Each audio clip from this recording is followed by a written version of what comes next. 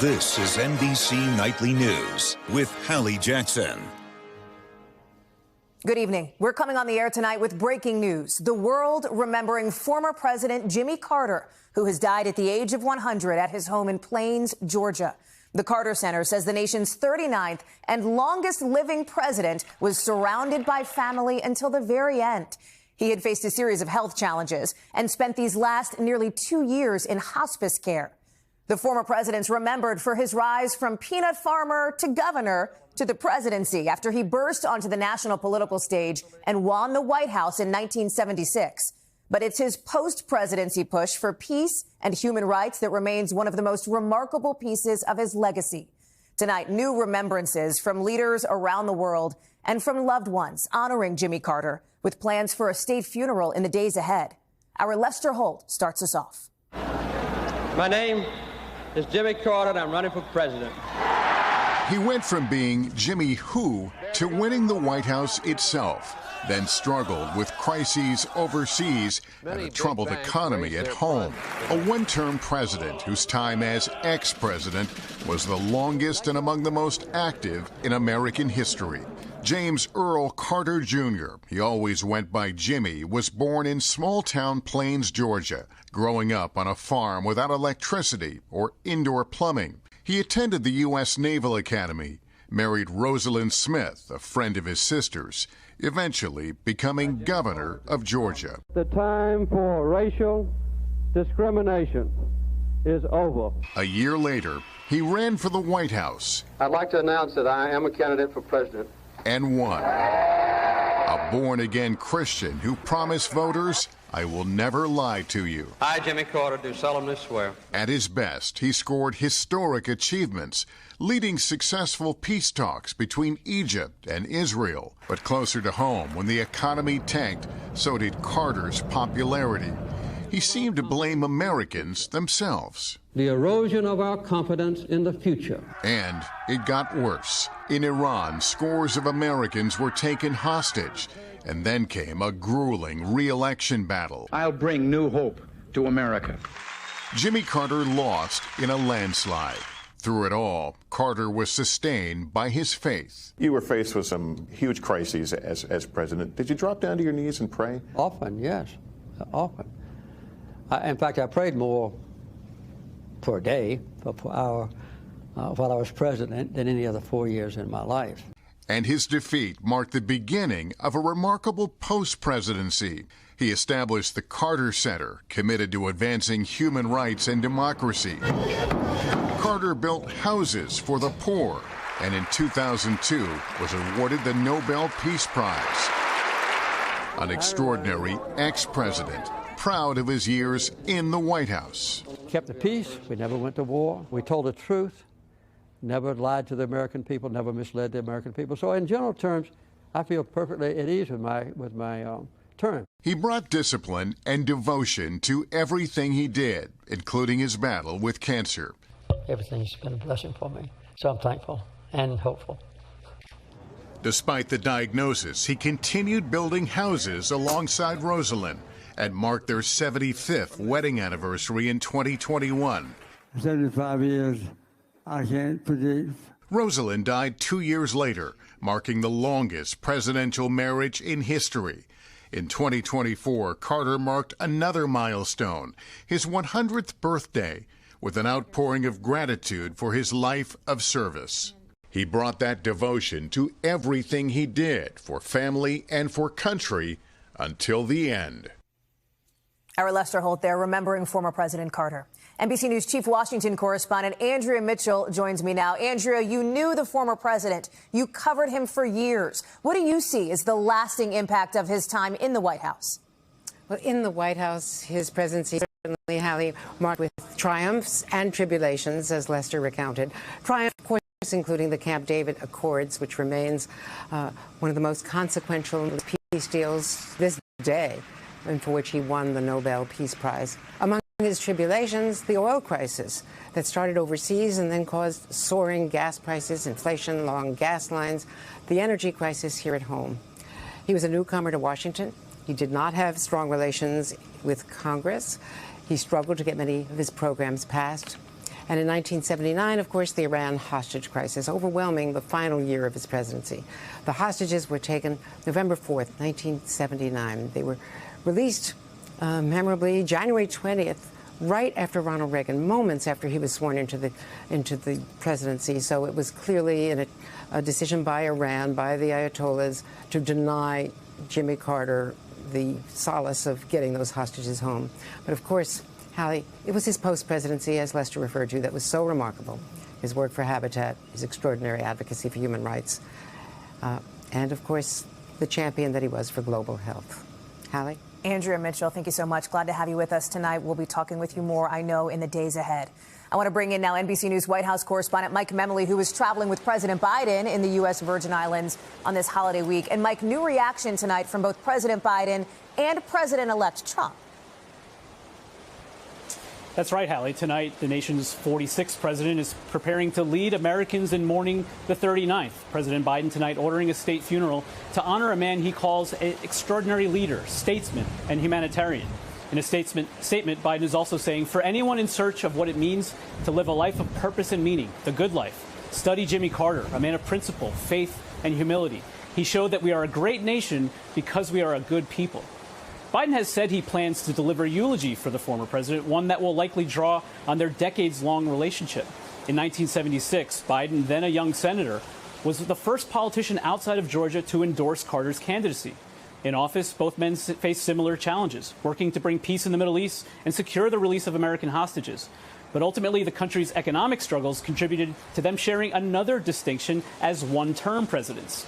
The man who will succeed Biden next month is also paying tribute tonight. President-elect Trump saying the challenges Jimmy faced as president came at a pivotal time for our country, and he did everything in his power to improve the lives of all Americans. For that, we all owe him a debt of gratitude. Biden was scheduled to return to Washington on Wednesday, and now with less than 3 weeks left in office, one of his final duties will be to lead a nation in mourning a fellow member of the President's Club. Hallie? Mike Memoli, thank you very much. Former President Carter left Washington in 1981, but he didn't depart the world stage. He mediated global disputes and observed elections in troubled countries. Peter Alexander explains why Mr. Carter is often referred to as America's greatest former president. No one's had a longer and perhaps more productive post-presidency than Jimmy Carter. His 4 decades out of office spent promoting peace, democracy, and human rights. But that path was not immediately clear, even to him. When I left the White House, I didn't know what I was going to do. I had been defeated unexpectedly, from my point of view. In 1982, he founded the Carter Center, waging peace, fighting disease, and building hope. He remained committed to statesmanship overseas, traveling to more than 125 countries. Jimmy Carter recognized that being an ex-president opened doors for him, and he was determined to use that access for doing as much good as he could in the world. Serving as a freelance ambassador of sorts, Carter met foreign leaders, led international missions, and mediated disputes, pressing some of the world's notorious dictators, like in North Korea, where he helped secure the release of an imprisoned American, and making a historic visit to Cuba, meeting with Fidel Castro while calling on the U.S. to improve relations with the communist country. Still, his diplomatic work was not always sanctioned by the U.S. Jimmy Carter was a bit of an irritant, I think, to a lot of presidents who succeeded him, because he was very frequently interjected himself into political matters, particularly issues of foreign affairs. But his efforts over the years earned him respect and recognition, including the Nobel Peace Prize, promoting peace and health initiatives in more than 80 countries, and monitoring democratic elections around the world. To call Jimmy Carter the greatest former president in history, as many have, however, does not do justice either to him or to his work. Carter's hands-on approach was unmistakable, alongside his wife Rosalind tirelessly building thousands of homes with Habitat for Humanity over 35 years. What kind of person do I want to be? And sharing his lessons in the pews, teaching Sunday school well into his 90s. A man of faith and a life guided by service. The bond of our common humanity is stronger than the divisiveness of our fears and prejudices. God gives us a capacity for choice. We can choose to alleviate suffering. We can choose to work together for peace. We can make these changes, and we must. Peter Alexander, NBC News. Joining us now here on set is NBC News political analyst Jonathan Alter. He wrote one of the definitive books on Jimmy Carter's life. He knew the former president. Thank you so much for being here with us tonight. My pleasure. You heard Peter lay out what Jimmy Carter did after his presidency here, all the work he did on the global stage that in so many ways helped to define him and his legacy. Why was this work, do you think, so important to him? Because Carter didn't want to be one of those former presidents who just played golf and picked up big speaking fees. He wanted to help people, not just in the United States, but all over the world. And one night, he woke up in the middle of the night, not long after he left the presidency, and he said, maybe I could do for other conflicts what I did at Camp David when I was president. So he founded the Carter Center, and they did really path-breaking work on global health, democracy promotion, conflict resolution, all the big issues of the 21st century. He was intimately involved in until he was in his mid-90s. He was continuing to be active. He voted even right up until the end, right in this past election. He had a rise that was unlikely in politics, from peanut farmer, rather famously, to the presidency. So Carter was born 100 years ago, 1924, but it might as well have been in the 19th century in Plains, Georgia. They had no running water, no electricity, no mechanized farm equipment, and he was barefoot for most of the year. This was the Jim Crow South, intense racism, and he transcended all of that. You know, as he grew up, and he ended up bringing diversity to the Georgia state government and the federal government for the first time. So the journey that he took from this childhood is an epic American story. So beyond his life in politics, this is just an astonishing journey that he went on. He was also a man of deep faith. We talked about him teaching Sunday school. He did that late into his life here. That was something that he felt defined him and the people around him. Yeah, and, you know, attending some of his Sunday school classes before, a few times before or after I interviewed him for his very best, my book, you know, I was just taken by the authenticity of his faith. And in talking to him about his faith, he was arguably the most devout Christian ever to hold the position as president of the United States. And he really did. He wasn't a saint, made plenty of mistakes. And, you know, he could be cold sometimes, but he tried to live a life that he thought would be worthy of Jesus Christ. Is there a memory tonight or a moment, Jonathan, that you are holding with you as you think about Jimmy Carter, as you think about the days ahead, laying him to rest, that state funeral, and what his life has meant? You know, for some reason, I keep going back to when I helped him build a house for Habitat for Humanity, and he you know, helped me learn how to hammer better. And he was in his mid-90s. He was sinking these nails with no problem. And, you know, he didn't actually run Habitat, but just lending his stature to it has made Habitat for Humanity the largest builder of nonprofit housing in the entire world. So that just gives you a little indication of the many, many achievements this man had, both in office, and that's underrated, what he did in office, and after he left the presidency. Jonathan Alter, one of the few, perhaps, who can say he was taught how to hammer by a former president. Thank you very much for being with us tonight. It's great to be here. Appreciate it. Coming up, we'll have more on former President Carter's death, but we've also got to look at the other big headlines we're covering tonight, including the major investigation happening right now into that deadly plane crash in South Korea, captured on camera, why U.S. investigators are now heading there to help out. We are back now with that major investigation into the fiery plane crash at an airport in South Korea, the deadliest in that country in decades. Officials say nearly 200 people died, but somehow 2 survived. Megan Fitzgerald has the latest with a warning. Some of these images are disturbing. Tonight, horrifying images from a South Korean airport, a passenger plane skidding across the runway after the landing gear appears to have failed before crashing into a wall and bursting into a massive fireball. Miraculously, first responders who rushed to the scene managed to pull 2 people out alive. But many of the families of the 179 others waited inside the Muan airport, just 180 miles south of Seoul, as the names of the deceased were announced.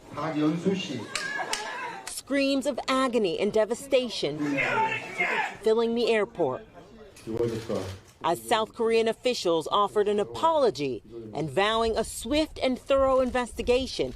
So far, the flight radar for tracking the plane's journey from Bangkok, Thailand to South Korea didn't appear to show anything unusual. But officials say a bird strike may have started the deadly chain of events, which caused the pilot to issue a mayday warning. When you see this video of the landing of this aircraft, what does that tell you? This crash was tough to watch, and it's tough to piece together based on what we know so far. Bird strikes don't bring down airplanes like this, nor do they prevent landing gear from extending. But it comes after a weekend of aviation incidents. A KLM flight heading to Amsterdam made an emergency landing in Norway after what the airline described as a loud noise. And an Air Canada flight in Halifax experienced a suspected landing gear issue as well, preventing it from reaching the terminal. And back in South Korea, so many unanswered questions surrounding one of their most deadly plane crashes in history. And tonight we're learning that the NTSB will lead a team of U.S. investigators to help the South Koreans as President Biden released a statement today offering condolences and U.S. support. Hallie? Megan Fitzgerald, thank you. We're back in a moment with the destruction down south after tornadoes ripped through multiple states and the harrowing stories of survival. Tonight, people down south are only starting to pick up the pieces right now after a weekend of destructive tornadoes ripped through multiple states. Kathy Parks in Mississippi now with more. Dude, this is bananas. The South slammed with severe weather. Stop, what the frick? Nearly 40 possible tornadoes. The tornado was on the ground. One. Just hope it breaks up. After another, tearing through Texas, Louisiana, Mississippi, Alabama, and Georgia. The outbreak ripping apart homes, even a school, winds over 70 miles an hour. Uprooting trees and downing power lines, cutting off electricity to hundreds of thousands. Overnight in western Mississippi, firefighters and others picking through the rubble of this home with their bare hands. In the city of Brandon, Wendy Freeman is grateful to be alive, nearly getting crushed by a tree that toppled onto her house. The roof is falling in on me. I mean, stuff is falling on my head and my face. The dog is right there beside me. He won't leave me. You must have been terrified. That's it. I was panicking. This door got ripped off the hinge right there. For Michael Ibarra's family near Houston, a late Christmas celebration turning into a nightmare. And we were about to open our presents. We just hear this wind outside, and we hear like these rocks thrown against the window. And all of a sudden, in the living room, the roof just pops off. All that violent weather now causing major headaches for some holiday travelers, with hundreds of flights canceled and thousands more delayed. And tonight, the storm's dangerous march east. Violent weather now reaching Florida and pounding North Carolina. An unrelenting weekend of deadly storms, with millions now picking up the pieces. And the cleanup is just beginning in places like Brandon, Mississippi, where an apparent tornado touched down, knocking down trees. This home completely split in half. Fortunately, no one was hurt. Hallie? Still scary to see. Kathy Park, thank you. When we come back, remembering former President Jimmy Carter and his decades-long romance with his wife, Rosalind. Back now with the remembrances for former President Jimmy Carter, who died today at the age of 100. To so many, the Carters, Jimmy and his wife, Rosalind, felt like the quintessential love story. Sweethearts from the same town with a common mission and unbreakable bond. Here again is Andrea Mitchell with a look back at the romance that kept them together all these years. It's a love story that spanned more than 7 decades. Former President Jimmy Carter and First Lady Rosalind Carter, who were the longest married first couple, surpassed 75 years of marriage. 75 years, I can't predict. Both growing up in Plains, Georgia, the Carters went on their first date back in 1945. Though Rosalind initially rejected the first proposal, the couple tied the knot on July 7, 1946. Their love has seen them through raising 4 children, a presidential term, running the family farm supply business, humanitarian work around the world, and a cancer diagnosis. They've even gone from sharing a kiss on the presidential debate stage to a smooch on the kiss cam at a 2019 NBA game. The relationship hasn't been without tribulations, though. The couple reflecting on writing a book together on Today.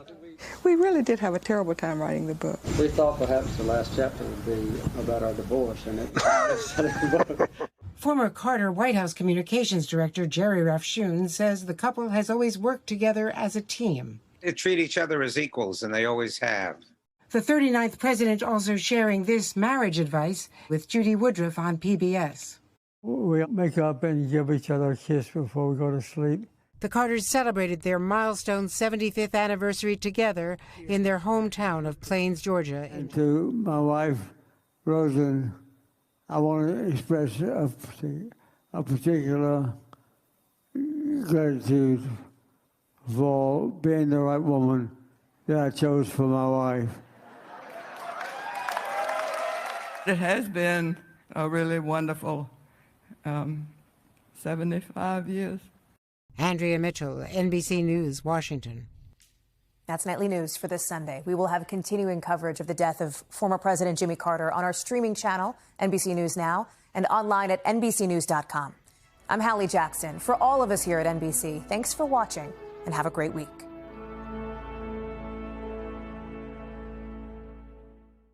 Thanks for watching. Stay updated about breaking news and top stories on the NBC News app or follow us on social media.